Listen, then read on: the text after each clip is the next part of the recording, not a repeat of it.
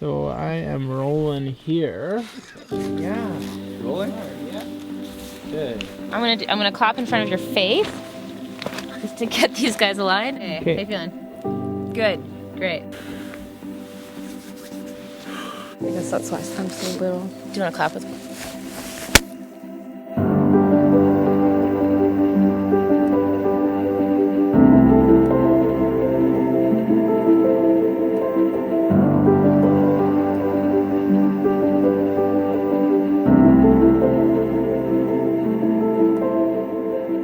This journey really started in visiting the First Nation of Na-Cho and often going to speak about the Peel watershed. And every time we went to talk about the Peel, people kept bringing up the Beaver River watershed and their concern over the proposed road development. This route has quite a diversity of landscapes. You know, you start by paddling down McQuestion Lake, and then you start into these tiny little winding creeks and into a little pond, to another windy creek, pond, bigger lake, more creeks, then into the Beaver River, and finally the Stewart River. So it's very different from any other trip I've done in the Yukon, just because of that variety of terrain.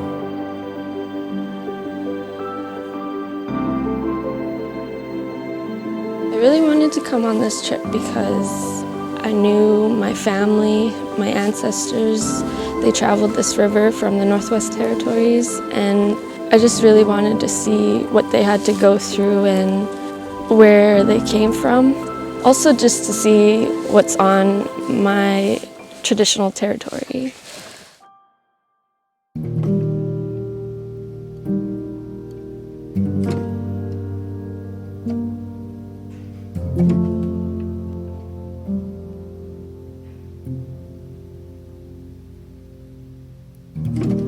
The reason we're out here in the Beaver River watershed is because of a proposed mining exploration road, 65 kilometers long, the distance between Whitehorse and Carcross.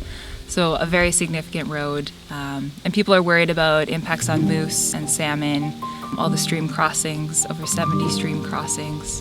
And people are concerned about the increased access that this road will bring to this area, both for hunting pressure, but for future development. That's the real worry, that this 65-kilometer road will become a spider web of roads. You know, mining is important to the Yukon economy as an activity, but places like this are disappearing across the globe, across Canada, and increasingly across Yukon, and they're more and more precious. As soon as you build roadways, you have a scar and then a possible sound corridor and an impact corridor and a visual corridor. And when I think of the salmon we saw today, for instance, they are, to me, like canaries. They have a very sensitized need for particular water quality, temperature, and lack of pollutants. But those little salmon coming out of the eggs have to get back down to the ocean, and we tend to forget it. You know, it's just an amazing process to have, but you need to have clean waters and quality temperature waters to do that.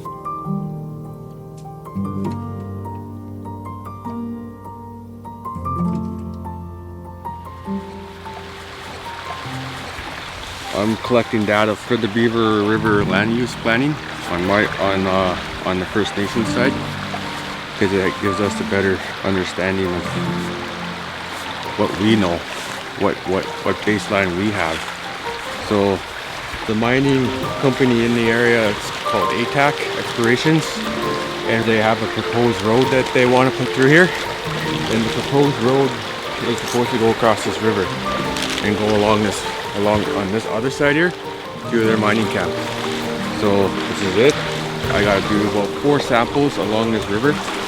This will be number 1, where the bridge is gonna be. And then as we go along the river, I'm gonna test more sites. And if it does go through, we'll see the changes as we test the water.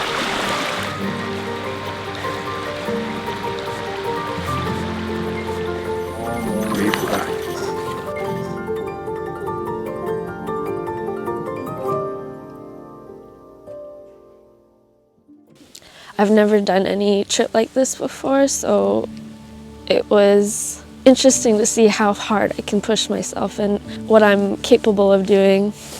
I'm really glad that NND citizens got to come out here. People that don't really have the chance to get out here by themselves, to see the land before it was touched, before any mining activity developed. My name is Jessie Germain. I'm an elder from NND.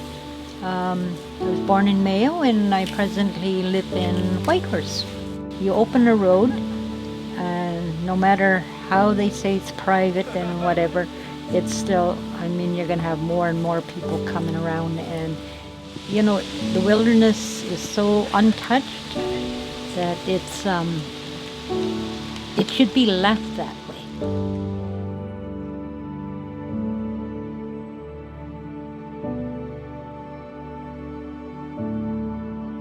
The Yukon is relatively unspoiled compared to vast areas of the world and lots of the rest of Canada. So we have a real chance to preserve some of this amazing terrain. I also think there are just some places that you just don't mine. Like you wouldn't go into the Sistine Chapel and mine it.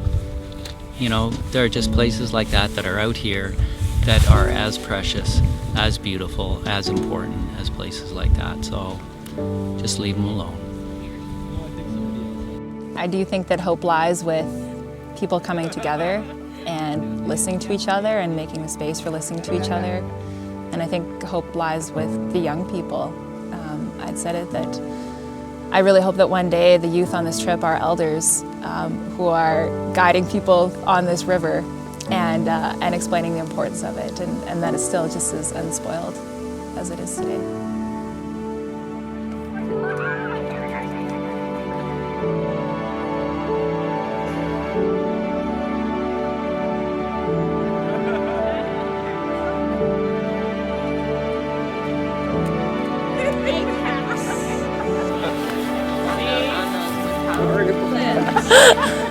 Planning ahead, are ya?